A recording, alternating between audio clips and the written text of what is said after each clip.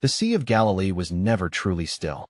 Even on quiet nights, when the fishing boats rocked gently at their moorings and the stars hung low and bright over the Galilean hills, the water moved, restless, breathing, alive with dark currents that fishermen had learned to respect from boyhood. The disciples knew this lake the way they knew their own hands. Several of them had grown up on its shores, had pulled nets through its depths since they were old enough to hold a rope. They knew how fast a sky could change out here, how a glassy surface could churn into something dangerous before a man had time to think. It was sometime in the fourth watch of the night, that heavy, bruised hour before dawn, somewhere between 3 and 6 in the morning, when the trouble began. Earlier that day, Jesus had done something astonishing. With 5 loaves of bread and 2 small fish, he had fed 5,000 men. And the Gospels tell us there were women and children too. A crowd that might have numbered 15,000 souls or more, all of them fed until they were full, with 12 baskets of bread left over on the grass. The people had been so overwhelmed, so electrified by what they witnessed, that they wanted to take Jesus by force and make him king. And Jesus had simply walked away, up into the hills to pray, alone with his Father in the gathering dark. The disciples were out on the water without him, rowing hard against a wind that had turned against them. And somewhere in the deep of that troubled night, what they saw coming toward them across the waves would test everything they thought they understood about the man they had chosen to follow. The wind had been building for hours. By the time the disciples were well out into the middle of the sea, miles from shore in either direction, the waves were no longer the gentle swells of early evening.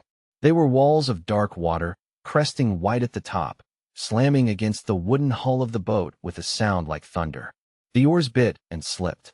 Every stroke forward seemed to cost them 2 strokes back. Their arms burned. Their cloaks were soaked through. Salt spray stung their eyes and ran down into their beards. Matthew tells us they were many furlongs from land. John says they had rowed about 25 or 30 stadia, somewhere between 3 and 4 miles out from shore. They had been fighting this wind for hours. It was exhausting, dangerous, demoralizing work. And then someone saw it. Movement on the water. A shape, coming toward them through the dark and the spray and the heaving waves. The first man who saw it probably grabbed the arm of the man next to him. Then more of them turned to look. And what they saw made strong men cry out in terror. A figure, walking on the surface of the sea as though the churning water beneath it were solid ground. Walking through the wind and the waves, moving with calm and steady purpose directly toward their boat. They cried out in fear. The Greek word Matthew uses suggests a kind of shrieking, a raw, involuntary sound that comes up from the gut when the mind cannot process what the eyes are seeing.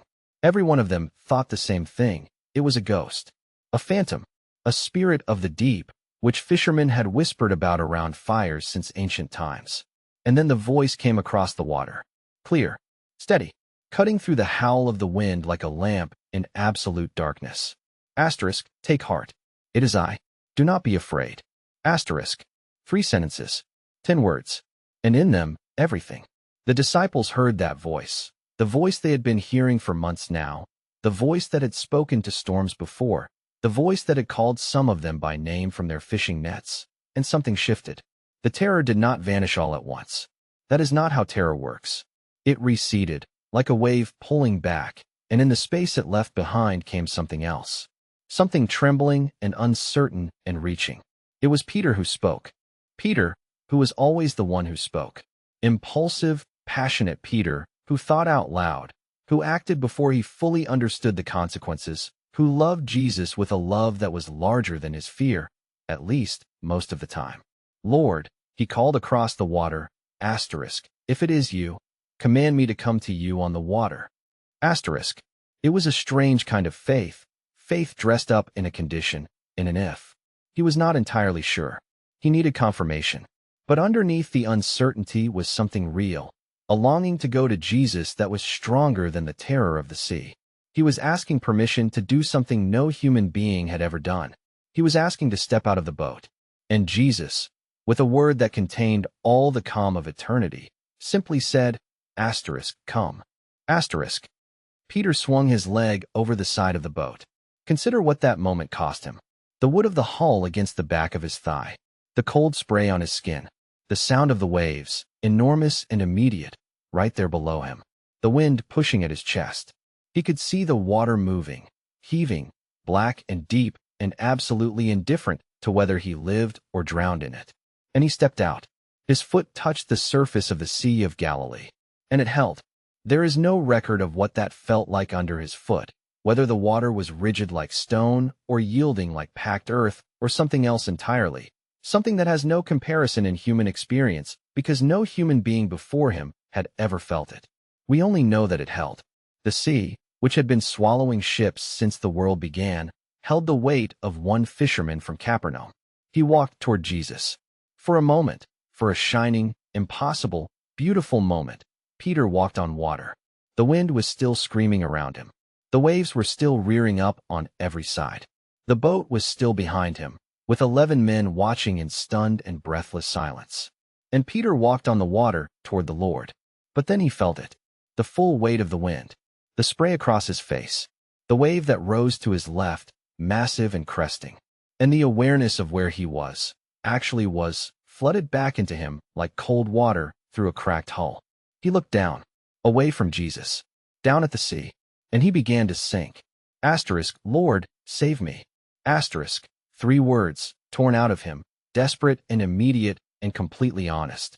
And immediately, the scripture says, Jesus reached out his hand and caught him before the water took him, held him. And as they climbed back into the boat together, the wind ceased.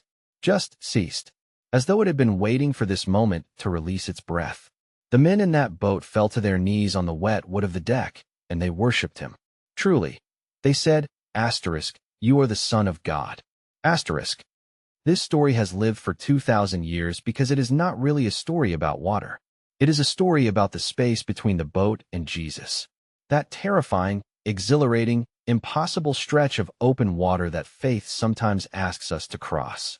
The boat represents everything solid and familiar, everything we built our lives on before we heard the voice calling to us across the dark. And out there, beyond the hull, beyond the known world, is the figure standing on the waves. Peter did something extraordinary that night. Yes, he sank. Yes, his faith faltered. But none of the other 11 ever got out of the boat at all. There is a kind of grace in that. Not the grace that keeps us from sinking, but the grace of the hand that reaches, immediately, without hesitation, without a word of condemnation, and catches us before we go under.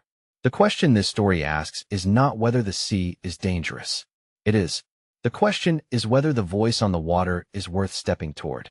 And out there in the dark, across all the years, and all the fear, and all the ordinary human doubt, that voice is still saying the same 2 words it said to Peter on the waves of Galilee. Come.